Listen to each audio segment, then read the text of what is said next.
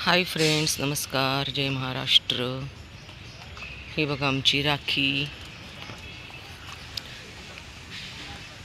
Blackie आणि व्हाईटी. इतके शांत, म्हणजे असे नाही का, माणसं तरी लग्नाच्या तिथं रांग असते ना जेवायला तर भांडणं करतात, पण ही लेकरं भांडण करत नाही कधी. म्हणजे किती किती दिवसांनी यांना खायला मिळतं. मी तर 2 दिवसांनी येते, कारण इथं कोणी पण यांना बिस्किट वगैरे देतात, कारण मला एवढ्या डॉगींना सांभाळणं आता खूप कठीण झालं. 2 दिवसांनी येते.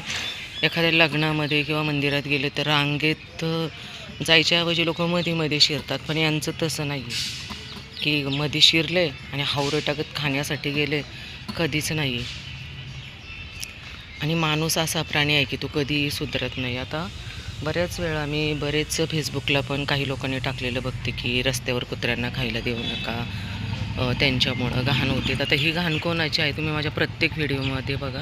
मला फक्त हे दाखवायचं की आपण मुक्या प्राण्यांना खायला देतो म्हणून लोक त्रास देतात, तर हा कचरा कोणाचा आहे?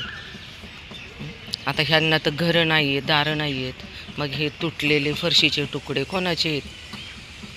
थोडी तरी माणसाला म्हणजे ना समज पाहिजे की बाबा आपण दिलं तर ह्या लेकरांना मिळणार आहे. पण नाही, लोकांची नीती खूपच खरंच खूप वाईट झाली.